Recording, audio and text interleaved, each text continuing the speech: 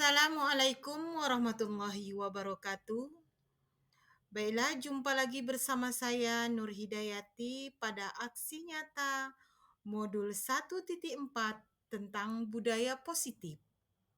Perkenalkan, nama fasilitator saya yaitu Ibu Lamrawati Simbolon, pengajar praktik Ibu Mega Sri Kurnia, dan saya sendiri, Nur Hidayati, sebagai calon guru penggerak Angkatan 8 Kabupaten Bengkalis. Adapun rancangan tindakan untuk aksi nyata saya terdiri dari latar belakang. Budaya positif merupakan perwujudan dari nilai-nilai atau keyakinan universal yang diterapkan sekolah. Suasana atau budaya yang berkembang di sekolah secara tidak langsung menjadi cermin dari tujuan mulia atau nilai-nilai yang sekolah anut dan yakini selama ini. Untuk itulah, menciptakan lingkungan positif agar terbentuk suatu budaya positif adalah suatu proses perjalanan pendidikan yang harus kita jalani. Karena ini merupakan tanggung jawab kita sebagai seorang guru, sebagai seorang pemimpin pembelajaran.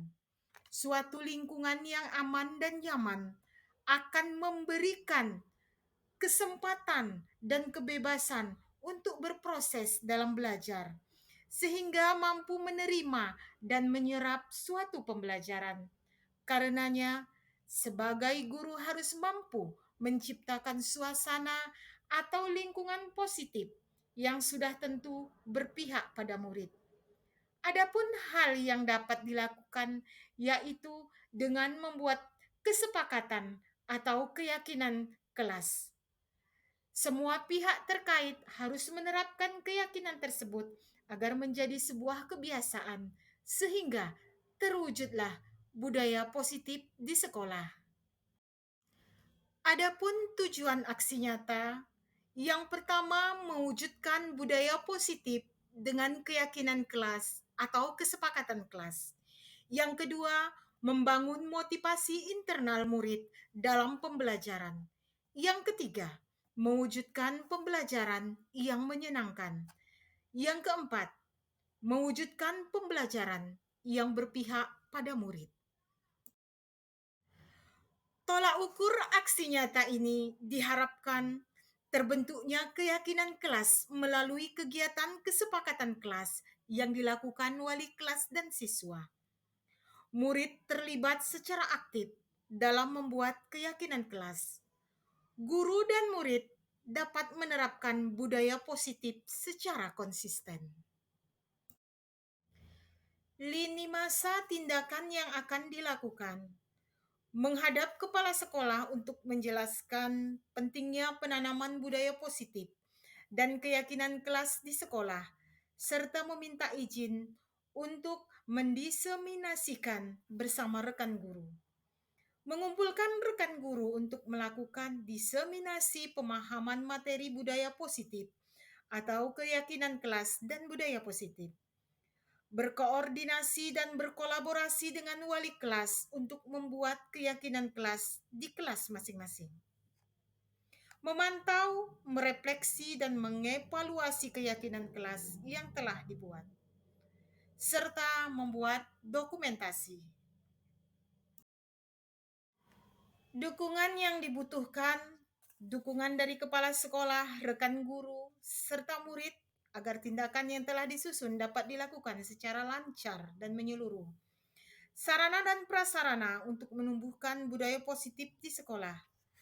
Dukungan orang tua dalam melakukan budaya positif di rumah.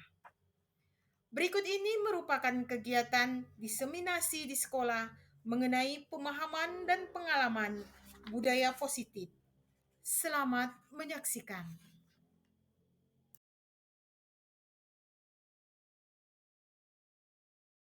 Assalamualaikum warahmatullahi wabarakatuh. Waalaikumsalam warahmatullahi wabarakatuh. Selamat pagi menjelang siang untuk kita semua. Alhamdulillah rabbil alamin wassalatu wassalamu ala asrofil asyrafil anbiya'i wal mursalin wa ala alihi wa sahbihi rasulillahi ajma'in. Alhamdulillah, marilah kita mengucapkan puji syukur atas segala rahmat dan karunia-Nya. Pada kesempatan ini kita dapat berkumpul di ruangan ini dalam rangka presentasi atau aksi nyata yang akan disampaikan oleh Bu Nur Hidayati.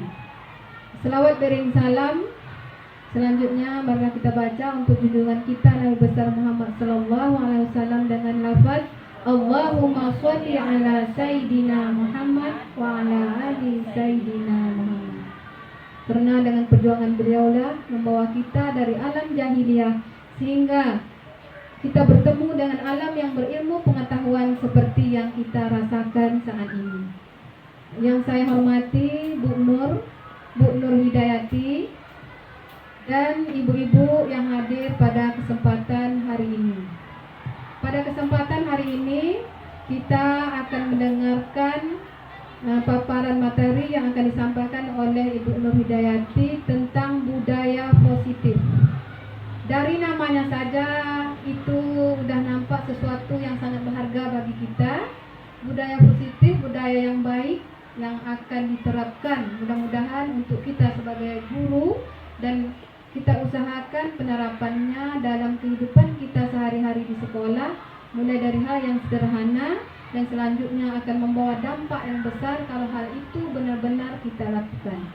Semoga pemaparan materi ini nanti menambah ilmu pengetahuan kita dan bisa kita laksanakan sebagai suatu ilmu yang bermanfaat untuk kita.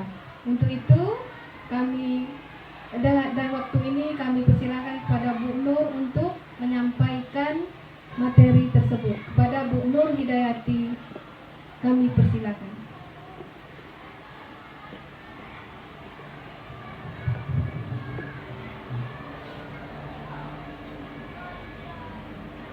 Terima kasih saya ucapkan kepada Ibu pembawa acara tadi yang telah memberi kesempatan kepada saya. Sebelumnya saya awali ya Bu ya. Ke samudra naik kapal selam, udaranya panas dan juga lembab. Kalau saya nanti memberikan salam, jangan lupa hadirin menjawab salam saya. Assalamualaikum warahmatullahi wabarakatuh.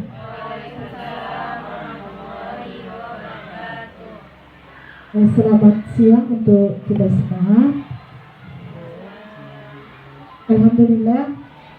Alhamdulillahirabbil alamin wa bihi nasta'in ala umurid dunya waddin wassalatu wassalamu ala asrafil anbiya'i wal mursalin wa ala alihi wa sahbihi rasulillahi ajma'in.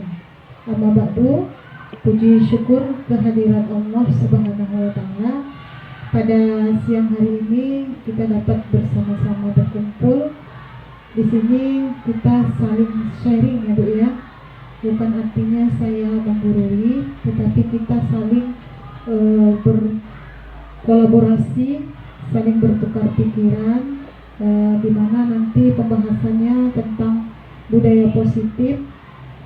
Di sini nanti saya akan memaparkan tentang modul 1.4 yang sudah saya dapat dari CGP ya, calon guru penggerak khususnya angkatan 8. Kemudian selawat berangkaikan salam kita hadiahkan kepada junjungan alam yakni Nabi Muhammad SAW dengan ucapan Allahumma sholli ala Sayyidina Muhammad wa ala ali Sayyidina Muhammad. Mudah-mudahan dengan memperbanyakkan selawat kita nantinya di yaumil mahsyar nanti mendapatkan syafaat atau pertolongan dari Nabi Muhammad SAW. Baiklah ibu-ibu sekalian yang saya hormati dan saya banggakan, di sini izinkanlah saya untuk menerapkan atau mengimplementasikan aksi nyata saya, yaitu budaya positif.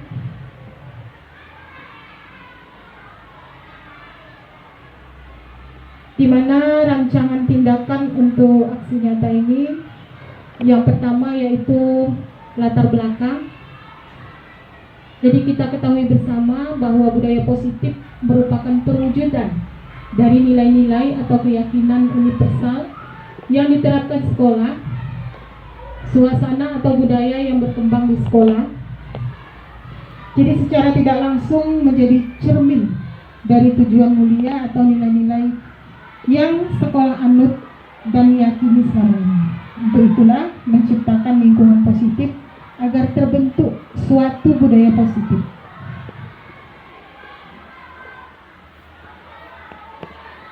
Suatu lingkungan yang aman dan nyaman akan memberikan murid kesempatan dan kebebasan untuk berproses dan belajar, sehingga mampu menerima dan menyerap suatu pembelajaran. Karenanya, sebagai guru harus mampu menciptakan suasana atau lingkungan positif yang sudah tentu berpihak pada murid.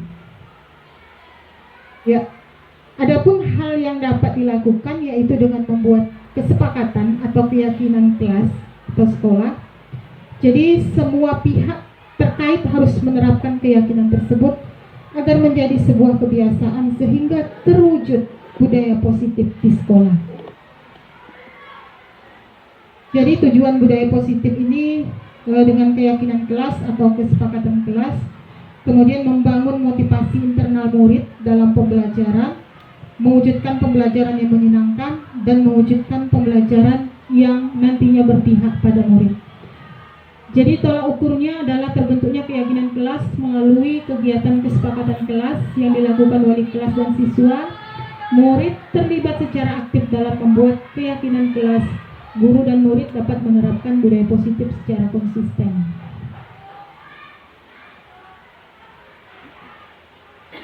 Eliminasi tindakannya yaitu salah satunya saya menghadap kepala sekolah untuk menjelaskan pentingnya penanaman budaya positif atau keyakinan kelas serta meminta izin untuk mendiseminasikan bersama rekan guru sekalian.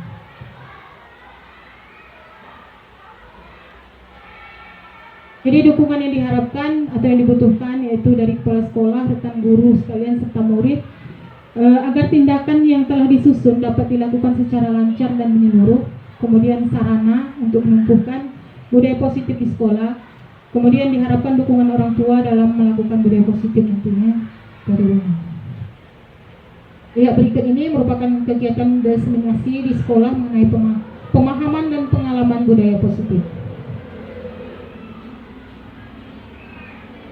Ya, sebelumnya saya ucapkan selamat datang para guru hebat.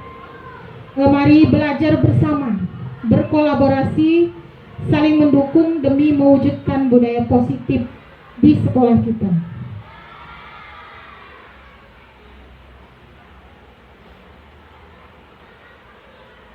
Jadi konsep dasar modul 1.4 budaya positif yang sudah saya pelajari, yang pertama perubahan paradigma belajar, yang kedua disiplin positif, yang ketiga kebutuhan dasar manusia, kemudian yang keempat motivasi perilaku manusia, yang kelima posisi kontrol, kemudian yang keenam keyakinan kelas, dan yang ketujuh yaitu segitiga restitusi.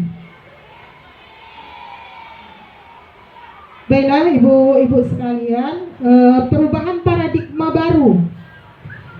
Perubahan paradigma baru mengajarkan kepada kita bahwa pembelajaran dengan paradigma baru ini dirancang berdasarkan prinsip belajar yang terdiferensiasi sehingga siswa belajar sesuai dengan kebutuhan dari tahap perkembangannya untuk mewujudkan profil pelajar Pancasila.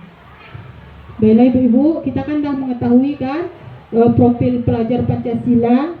Ada berapa ibu-ibu? Ada 6. Yang pertama yaitu beriman dan bertakwa kepada Tuhan Yang Maha Esa. Yang kedua, berkebinekaan global. Yang ketiga, mandiri.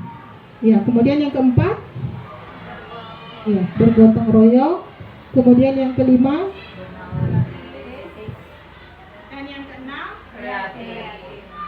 ya, inilah profil pelajar Pancasila yang harus kita wujudkan agar pembelajaran berpihak pada murid dan nilai-nilai tadi dapat kita terapkan, dapat kita implementasikan kepada murid-murid kita nantinya.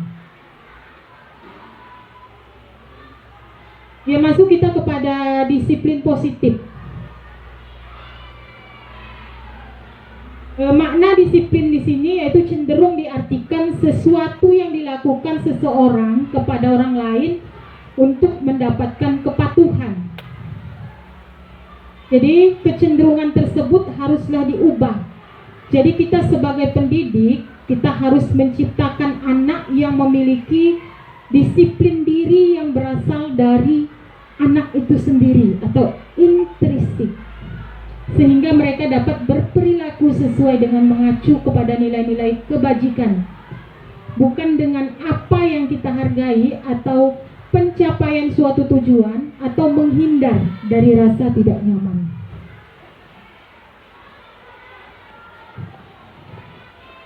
Jadi sebagai pendidik, tujuan kita adalah menciptakan anak yang memiliki disiplin diri sehingga mereka bisa berperilaku dengan mengacu pada nilai-nilai kebajikan universal dan memiliki motivasi intrinsik bukan ekstrinsik.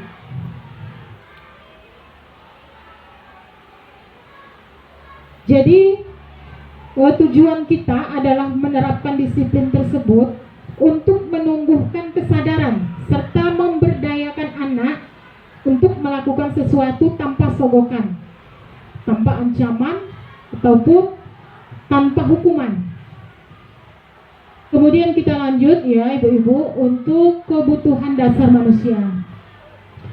Jadi kebutuhan dasar manusia sudah kita ketahui bersama bahwa yang pertama itu adalah kebutuhan untuk bertahan hidup. Kita tahu ya, yaitu sandang, pangan dan papan. Iya. Kemudian kebutuhan cinta dan kasih sayang murid ingin diterima dan dihargai.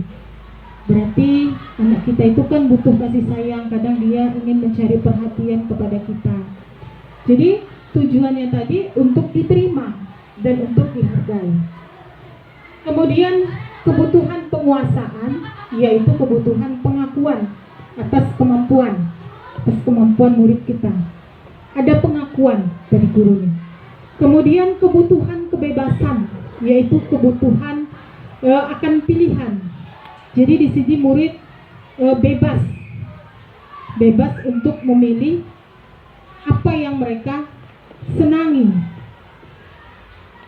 Kemudian kebutuhan kesenangan, yaitu kebutuhan untuk merasa senang.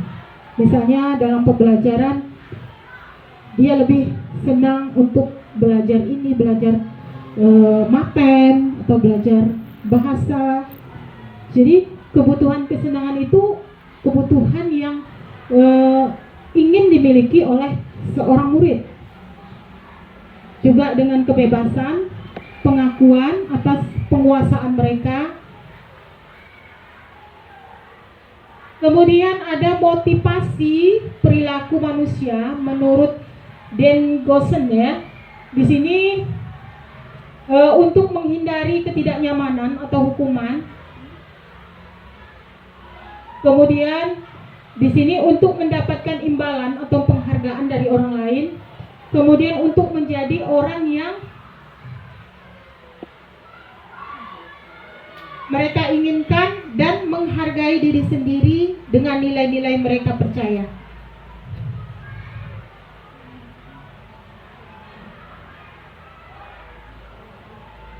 Jadi ketika murid bertanya apa yang akan terjadi apabila saya tidak melakukannya, hal tersebut merupakan motivasi eksternal ya. Motivasi eksternal ini berarti dari luar.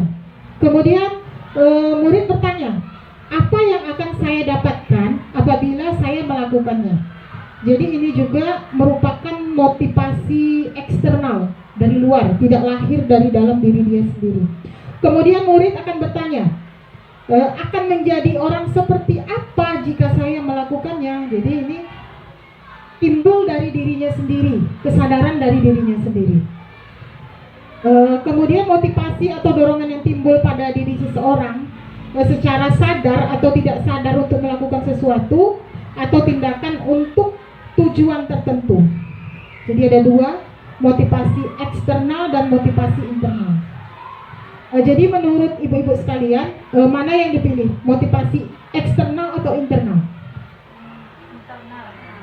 Iya, motivasi internal. Jadi kalau motivasi internal, murid melakukan kedisiplinan dikarenakan sadar akan nilai-nilai kebajikan dalam dirinya, menghargai nilai kebajikan diri sendiri.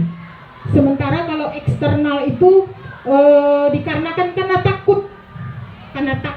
karena menghindar dari hukuman atau penghargaan atau bentuk penghargaan itu yang diharapkannya. Kalau dari eksternal itu tadi tidak timbul dari dirinya sendiri.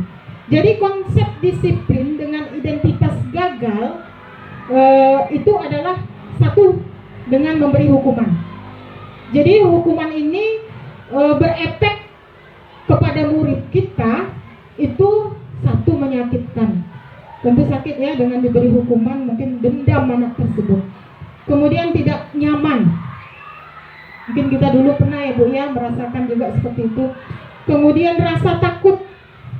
Anak tadi terpaksa. Kemudian anak tadi menyembunyikan kesalahan. Kemudian anak tadi atau murid tadi menjadi rendah diri. Ini adalah identitas gagal, konsep disiplin tapi gagal. Kemudian dalam bentuk penghargaan, ini sering kita lakukan ya Bu ya. Dalam bentuk penghargaan, disiplin tadi tidak efektif, merusak hubungan atau sifat iri. Karena dengan diadakannya penghargaan atau hadiah, yang lain anak-anak tadi timbul rasa iri. Kemudian mematikan kreativitas. Kemudian menghukum dengan cara sistem ranking. Jadi juga ini termasuk identitas gagal ya dalam konsep disiplin. Kemudian merampas hak menghargai dirinya. Kemudian kita lihat lagi konsep disiplin dengan identitas sukses, yaitu dengan memberikan konsekuensi. Ini walaupun konsekuensi penguatannya jangka pendek, kemudian kita perlu memonitoring berkelanjutan, kemudian kita perlu menstimulus atau merespon ya. Kemudian murid menghormati peraturan, kemudian kehilangan waktu untuk merenungi kesalahan. Ini dengan konsekuensi ya. Jadi dengan konsep disiplin dengan identitas sukses. Kemudian restitusi. Jadi pada kegiatan restitusi ini murid bertanggung jawab untuk perilakunya. Fokus pada pemecahan masalah dalam jangka panjang. Murid menghormati dirinya dan orang lain. Kemudian teori kontrol, dirinya memegang kontrol tadi. Kemudian murid bersemangat memperbaiki kesalahan. Jadi datang dari dirinya sendiri. Jadi restitusi ini nanti lebih panjang, nanti kita akan panjang lebar membicarakannya. Konsep disiplin dengan pendekatan restitusi itu adalah sebuah cara menanamkan disiplin pada murid. Jadi sebuah cara menanamkan disiplin pada murid itu adalah konsep disiplin dengan pendekatan restitusi. Ya, apa itu restitusi? Jadi sebuah cara atau menanamkan disiplin pada murid. Ciri-ciri restitusi yang pertama, menguatkan dan fokus pada solusi. Yang kedua, restitusi bukan untuk menebus kesalahan, namun untuk belajar dari kesalahan. Kemudian yang ketiga, restitusi itu untuk memperbaiki hubungan. Yang keempat, restitusi adalah tawaran, jadi bukan paksaan. Restitusi menuntun untuk melihat ke dalam diri. Ya, ini di sini ada perbedaan ya.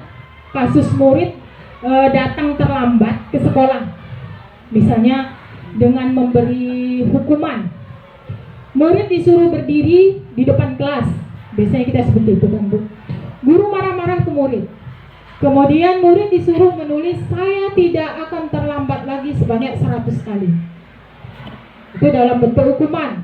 Dalam bentuk konsekuensi, guru memberikan konsekuensi berada di dalam kelas selama jam istirahat berlangsung. Guru tegas dan murid menghormati peraturan. Ini kalau konsekuensi. Kemudian kalau yang restitusi,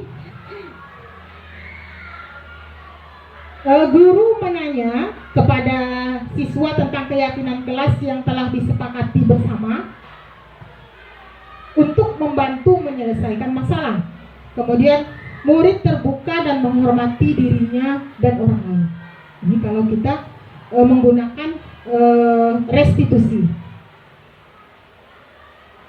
Jadi pada saat sekarang ini yang dianjurkan adalah untuk kegiatan restitusi segitiga. Nanti lebih lanjut restitusi segitiga ada penjelasannya, Bu, berdasarkan yang telah saya dapat, ilmu yang telah saya dapat di modul 1.4. Kemudian kita masuk kepada bagian yang kelima, yaitu posisi kontrol guru. Jadi posisi kontrol guru ini ada 5. Yang pertama, guru itu sebagai penghukum, kemudian pembuat rasa bersalah, kemudian menjadi teman, pemantau, dan manajer. Jadi ada 5 posisi kontrol guru ya ibu-ibu ya. Yang pertama tadi apa, Bu? Penghukum, kemudian pembuat rasa bersalah, kemudian menjadi teman, kemudian sebagai pemantau, dan yang kelima adalah sebagai manajer. Jadi contohnya misalnya ya, contoh penerapan 5 posisi kontrol.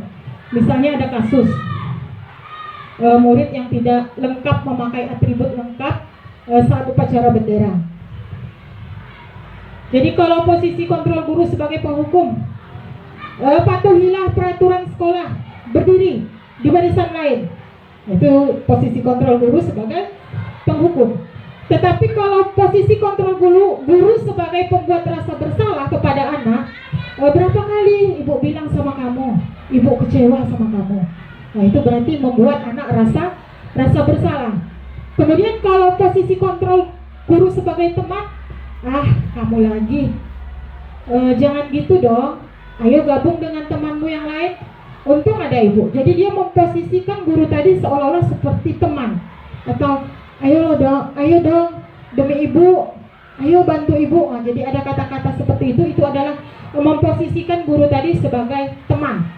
Kemudian sebagai pemantau, kamu sudah melanggar peraturan sekolah, kamu tahu dong konsekuensinya. Nanti saya cek, kerjakan apa yang seharusnya kamu lakukan.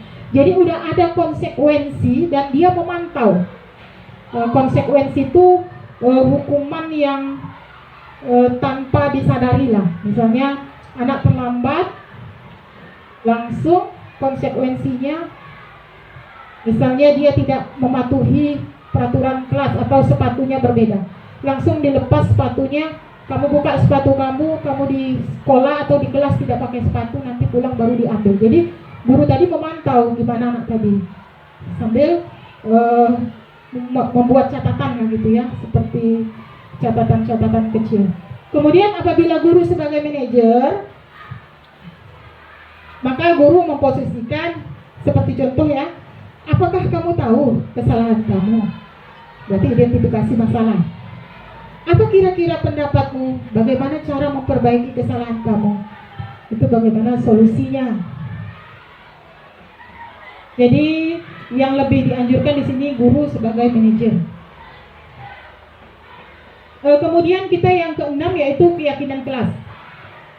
Sesuatu yang diyakini bersama yang berasal dari penyatuan pikiran untuk menjadi nilai-nilai kebaikan untuk diturunkan di kelas.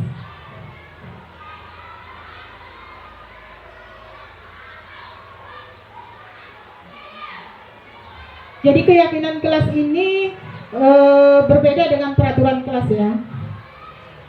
Tidak sama dengan peraturan kelas. mengapa kita memiliki peraturan tentang penggunaan helm pada saat mengendarai kendaraan roda 2?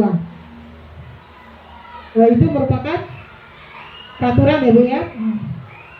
Mengapa kita tidak memiliki peraturan tentang penggunaan masker dan mencuci tangan setiap saat?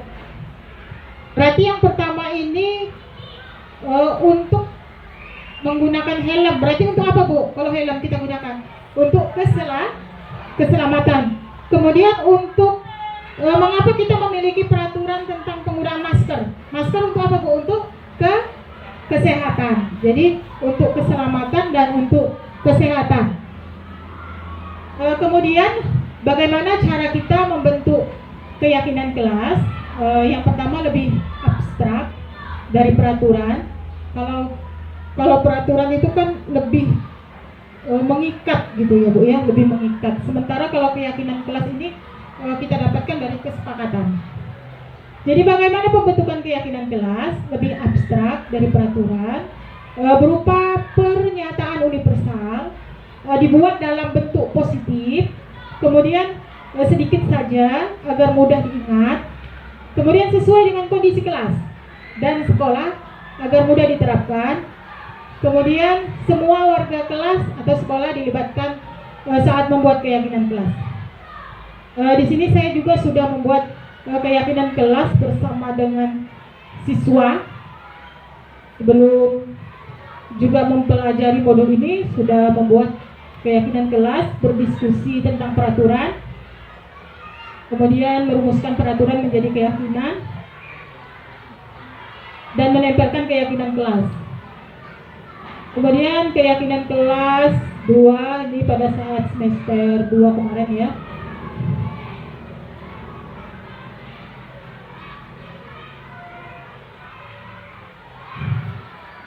Di sini berdoa sebelum dan sudah belajar.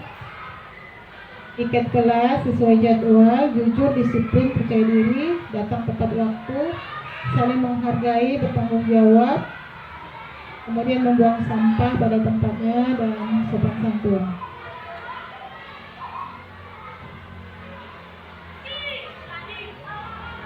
Ya, kita masuk kepada restitusi ya, segitiga restitusi.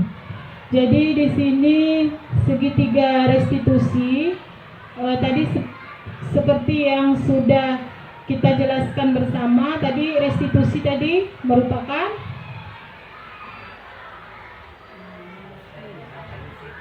cara menanamkan disiplin murid. Ya, jadi restitusi segitiga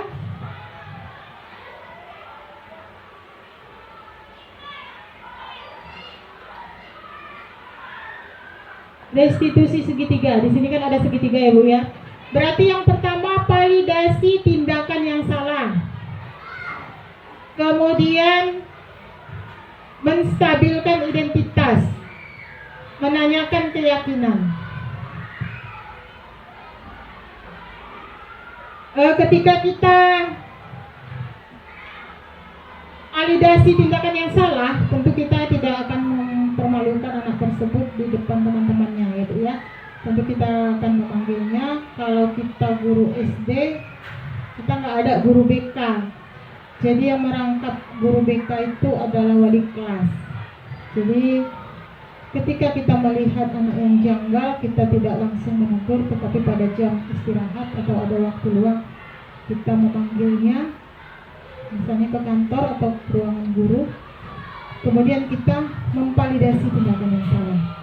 Misalnya kita panggil anak tersebut, kita tanyakan, misalnya saya tahu nggak mengapa saya untuk panggil kemari? Mungkin dia menjawab ya, nggak tahu Bu, gitu kan. Tadi misalnya nih kejadian mencontek ya, jadi nggak spontanitas sama di situ kita tegur. Tadi Ibu perhatikan kamu mencontek di kelas. Jadi kita tanya validasi tindakannya. Kenapa kamu bisa mencontek? Tentu dia punya alasan kan? Tentu kamu ada alasan. Mungkin dia nanti menjawab, saya nggak belajar Bu, katanya gitu kan. Jadi Bu udah validasi tindakan, kita menstabilkan identitas dulu. Udah kita stabilkan. Ini yang sesuai saya dapat ya Bu ya, kita berbagi ya Bu ya, berbagi atau sharing. Kita stabilkan identitas dengan kita menyebutkan sehat misalnya kan. Setiap manusia itu pasti ada kesalahan. Ibu juga, kita kan manusia nggak sempurna kan gitu. Ibu dulu masa sekolah seperti kamu juga pernah mengalami hal yang sama. Itu kita menstabilkan identitas ya. Kemudian kita nanya lagi, apa langkah yang akan kamu lakukan. Tentu kan dia ada menjawab ini kan. Jadi langkahnya ke depannya, saya nggak seperti ini lagi Bu, gitu kan, akan belajar lebih baik gitu kan. Kemudian kita nanya keyakinan kelas apa yang udah kita sepakati gitu kan. Saya ketika ujian tidak boleh mencontek, kan kita buat tuh dalam kesepakatan kelas. Terus kamu ingin menjadi orang seperti apa, kita tanya lagi. Kapan ini akan kamu laksanakan? Besok saya tidak akan mencontek lagi. Jadi bagaimana upaya yang kamu lakukan? Saya akan belajar dengan lebih giat. Saya akan percaya dengan diri saya sendiri. Kemudian baru kita kasih penguatan. Jadi itu kan lahir dari anak itu sendiri. Itulah tadi intrinsik tadi, lahir dari keyakinan dia sendiri untuk disiplin positif tadi. Jadi kita langsung untuk memberikan penghargaan. Nah, Ibu doakan kamu ke depannya menjadi orang yang lebih baik, berakhlak mulia, dan memegang teguh keyakinan kelas yang telah kita buat. Nah, jadi seperti itu ya Bu ya. Kalau saya sih dapat ilmunya seperti itu. Nah, jadi kita saling berbagi. Di sini ada sih contoh ya Bu ya, kasus-kasus ini sudah saya laksanakan di demonstrasi kontekstual pada modul 1.4 kemarin.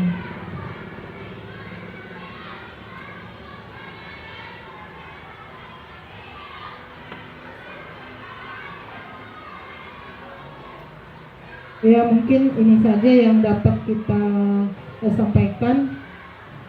Ya, mungkin dari Ibu ada yang ingin bertanya atau kita saling sharing. Gimana Bu? Mungkin dari Ibu Rina.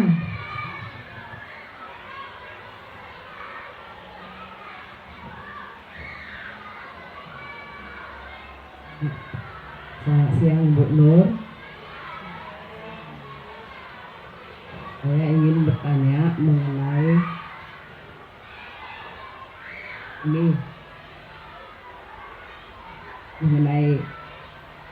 siswa yang terlambat.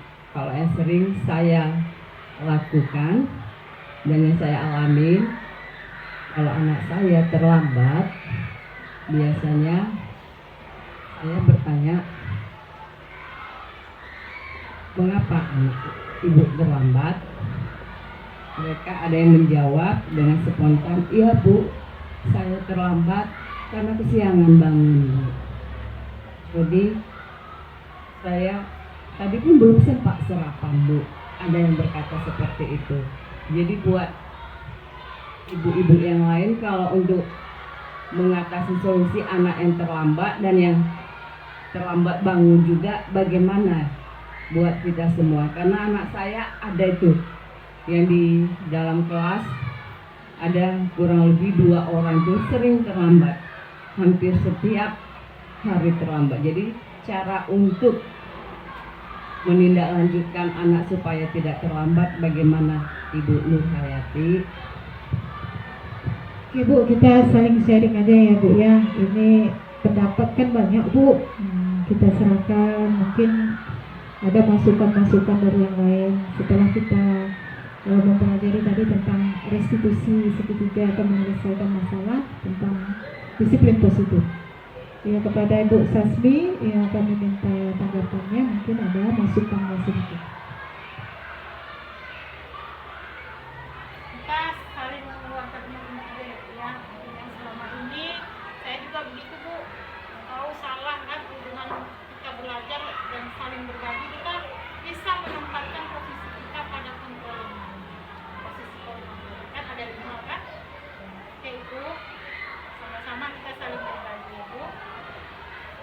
Assalamualaikum warahmatullahi wabarakatuh. Baiklah, saya akan coba jawab ya. Jadi mungkin jawabannya mungkin tidak sesuai dengan bentuknya. Saya akan coba jawab kalau istilahnya tadi kasusnya anak terlambat ya, terlambat masuk sekolah. Kalau menurut saya itu kita coba kerjasama sama orang tua, kita hubungi orang tuanya, kemudian kita menyebutkan tentang kasus anaknya tersebut yang terlambat tadi. Jadi kita mohon ada kerjasama dengan orang tua yang tadinya katanya anaknya terlambat bangun.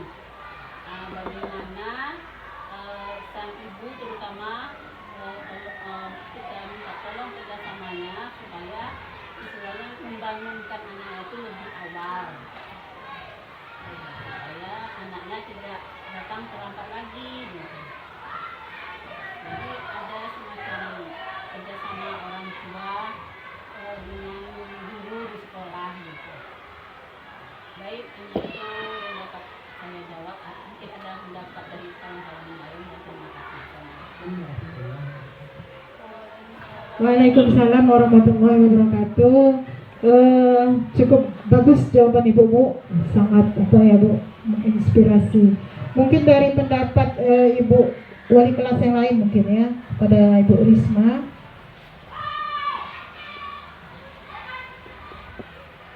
Assalamualaikum warahmatullahi wabarakatuh. Terima kasih atas kesempatan yang diberikan. Kasus ini sering terjadi, Bu rasa tidak di kelas Bu Rina aja atau Bu Tasmi aja, mungkin di kelas-kelas yang lain kita akan menemui hal demikian. Dari penjelasan yang sudah dijelaskan tadi ada 5 kontrol.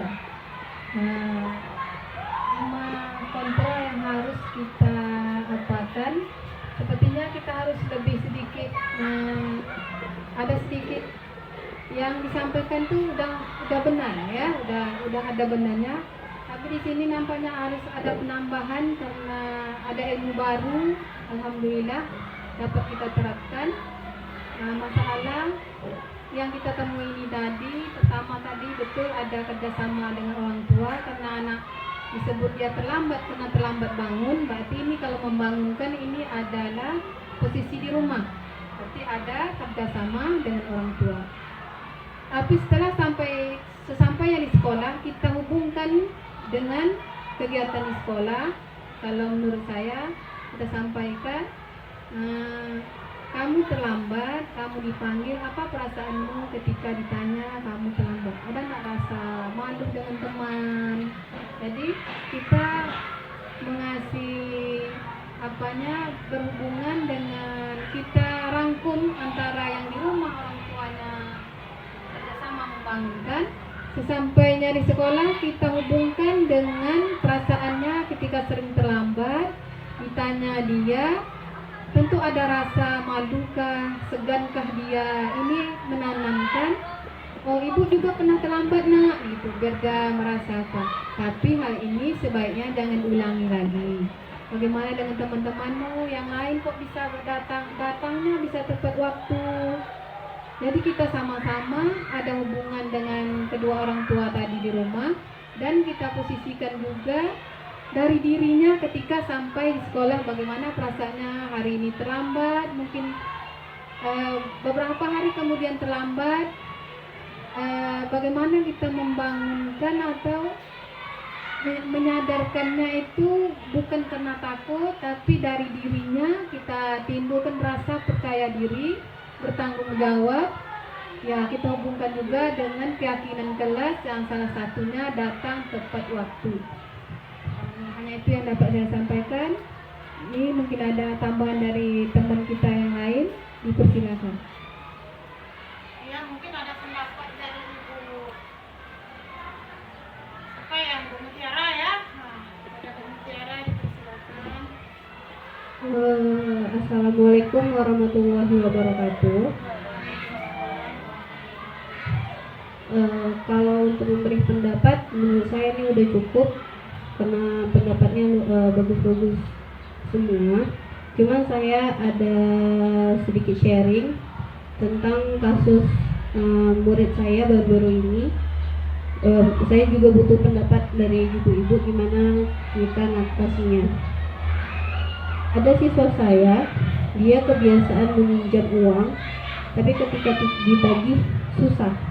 Jadi ketika saya udah interogasi, anaknya seperti ada rasa bersalah, seperti udah mengetahui apa yang dia buat itu salah, cuman dia bingung untuk mengembalikannya. Nah, jadi saya minta pendapat ibu, kira-kira apa cara saya biar sama-sama enak dengan siswa yang habis kena pinjam itu, dan si anak yang kebiasaan meminjam tidak mengulanginya. Terima kasih.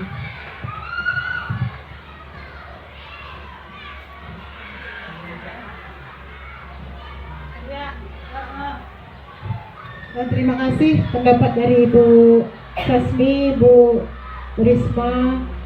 Kemudian dari pendapat lahir lagi pertanyaan ya. Dari Ibu Mutiara, itu kasus ya, kasus itu, kasus meminjam uang, tetapi udah diselesaikan. Kemudian anak itu gimana sih caranya untuk mengembalikannya? Tentu itu dari gurunya sebagai pengganti guru BK, apalagi kita di SD kan. Ya, jadi kita memposisikan kita sebagai manajer, memanggil anak, kenapa kamu dipanggil kemari? Mungkin ada pendapat dari ibu-ibu yang lain ya, gimana nanti kita luruskan lagi ya Bu ya. Pada Ibu Wati kami persilakan untuk memberi tanggapan.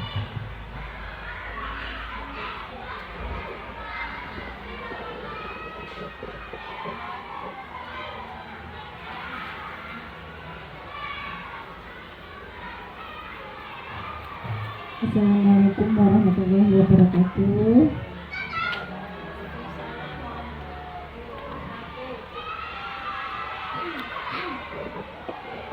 Sama seperti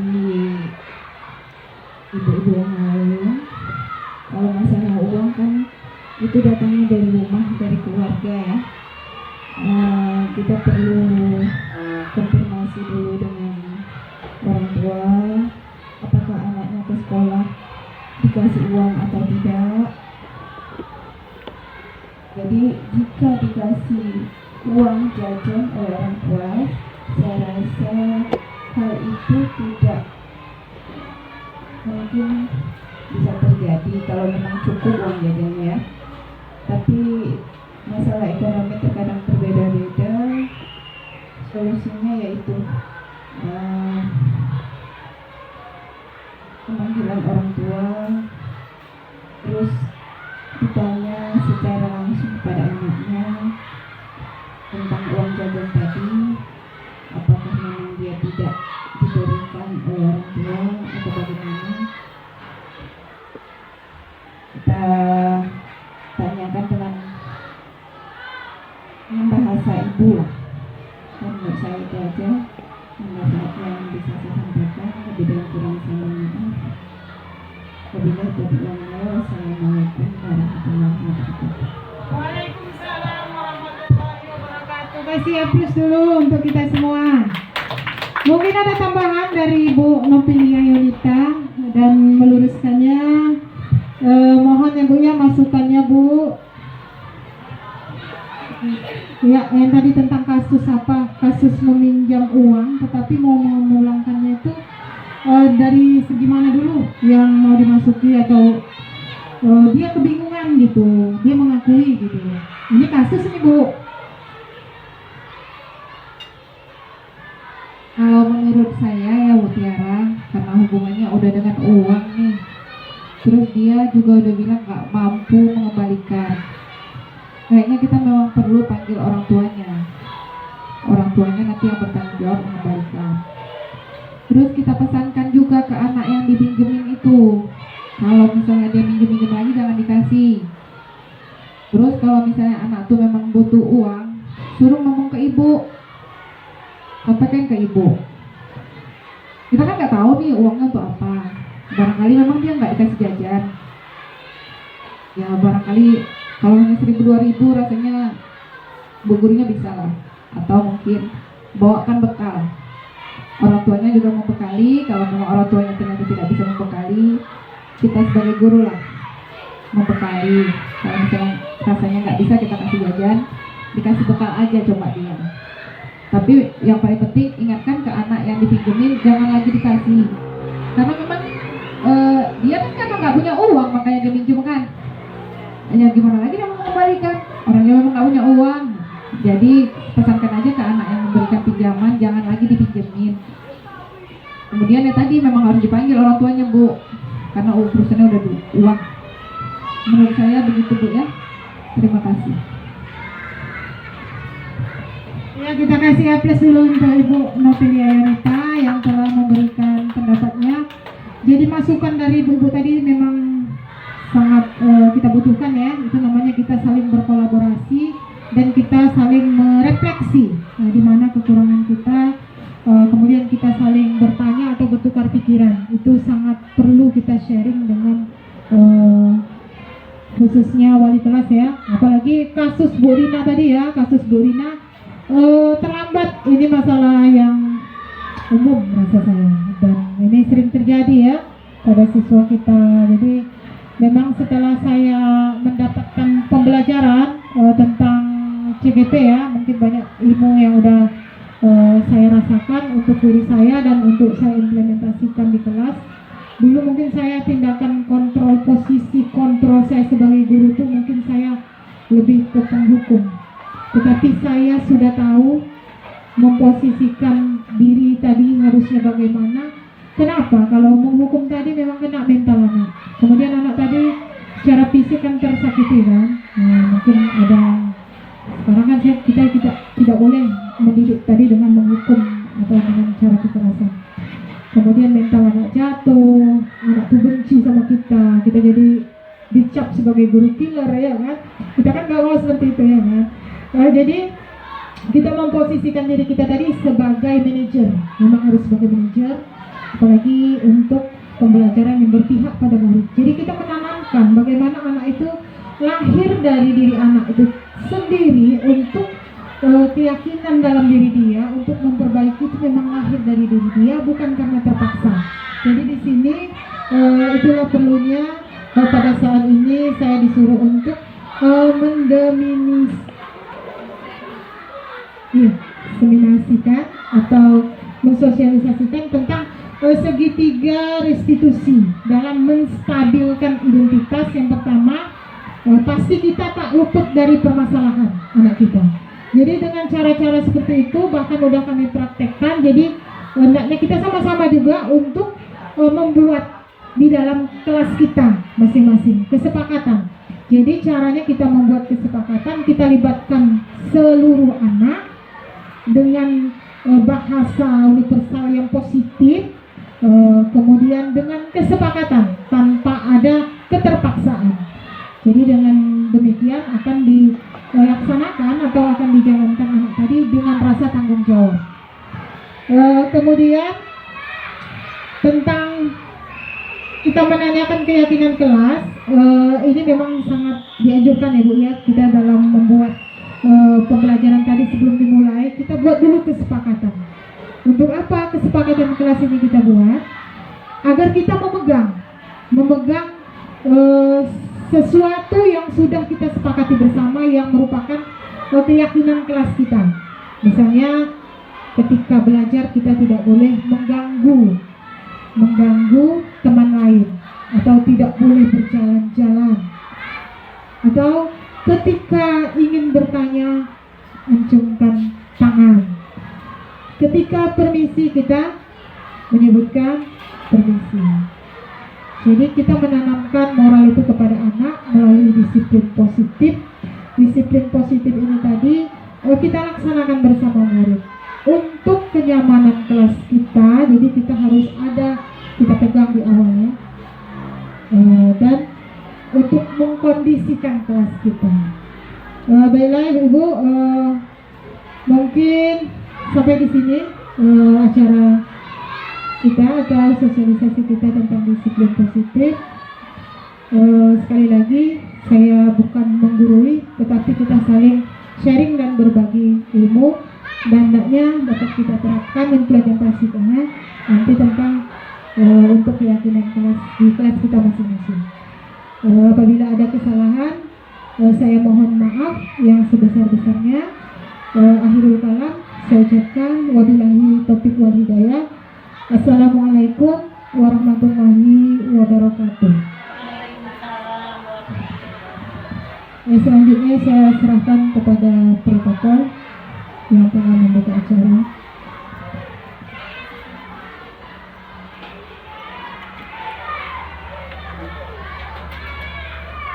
Demikianlah tadi pembahasan tentang budaya positif yang sebaiknya kita lakukan di sekolah kita. Semoga paparan materi tadi menambah ilmu kita dan bisa kita terapkan di sekolah kita. Semoga dengan adanya ini tentang budaya positif bertambah meningkat dari sebelumnya. Saya sebagai pembawa acara mohon maaf ada kata-kata yang tidak berkenan di hati Ibu. Wabillahi taufiq wal hidayah. Assalamualaikum warahmatullahi wabarakatuh.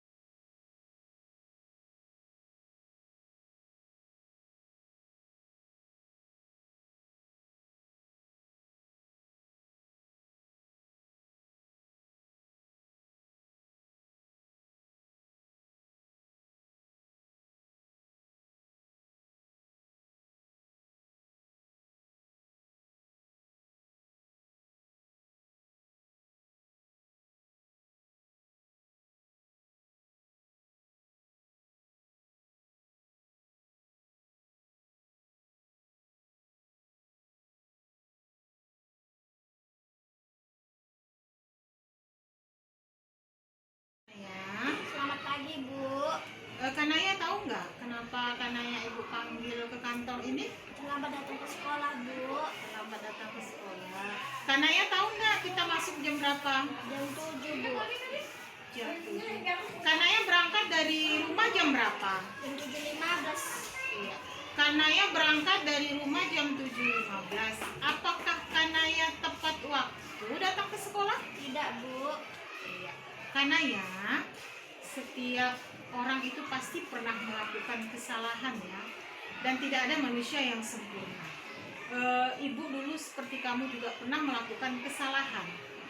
Kanaya datang terlambat ke sekolah, pasti Kanaya mempunyai alasan mengapa Kanaya sampai terlambat ke sekolah. Menonton TV sampai lupa waktunya, Bu. Oke, nonton TV sampai lupa waktu ya. Apakah Kanaya masih ingat dengan keyakinan kelas kita? Masih, Bu. Iya. Apa keyakinan kelas kita? Kanaya? Datang tepat waktu, menghargai diri sendiri dan orang lain. Oke. Untuk mengatasi keterlambatan Kanaya, apa langkah yang akan Kanaya lakukan? Tidak mengulanginya, Bu. Tidak mengulanginya. Baik. Baiklah. Kapan Kanaya akan laksanakan? Mulai besok, Bu. Oke, bagus. Terima kasih Ibu ucapkan kepada Kanaya untuk Kanaya mudah-mudahan akan menjadi siswa yang lebih baik lagi dan mentaati keyakinan kelas, dan Ibu berdoa semoga Kanaya kedepannya menjadi anak yang baik dan berbudi pekerti yang baik. Oke Kanaya, sekarang Kanaya sudah bisa masuk ke kelas 9.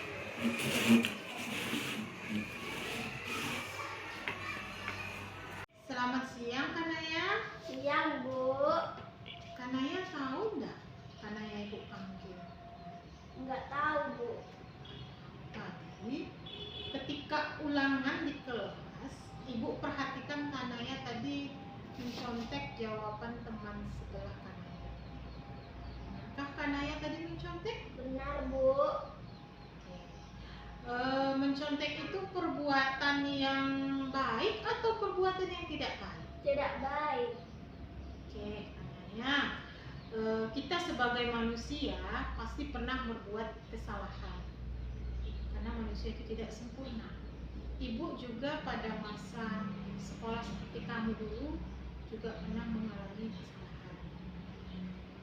Kanaya pasti mempunyai alasan mengapa Kanaya mencontek jawaban. Karena tadi malam tidak belajar. Oh, karena tadi malam tidak belajar. Kenapa tidak belajar Kanaya? Karena main handphone. Karena main handphone sampai lupa waktu ya? Iya. Kanaya, masih ingatkah kamu enggak tentang keyakinan kelas yang sudah kita buat? Masih, Bu. Apa keyakinan kelas kita? Jujur dalam bertindak. Oke, jujur dalam bertindak. Kanaya yakin kalau sikap jujur yang harus kita tanamkan dalam diri kita? Yakin. Yakin. Sikap jujur itu diperlukan dalam diri kita? Ya, ya. Yakin? Yakin. Nah, kira-kira apa yang harus Kanaya lakukan agar sikap jujur tadi tertanam di dalam diri kita? Tidak mencontek lagi. Tidak mencontek lagi saat Belajar. belajar, saat ujian. Saat Kanaya belajar mengerjakan segala sesuatu itu harus dengan mandiri ya kan? Untuk kelancaran diri kita dan percaya kepada diri sendiri. Oke, Kanaya, apa yang sudah Kanaya lakukan untuk implementasinya ke depan agar Kanaya tidak mencontek lagi? Belajar. Kemudian Mengerjakan dengan semampunya. mengerjakan dengan semampunya. Dan Oke. berdoa kepada Dan Allah. berdoa kepada Allah. Yakin ya? Iya. Oke Kanaya, terima kasih. Ibu ucapkan kepada Kanaya yang sudah mau untuk memperbaiki keyakinan kelasnya.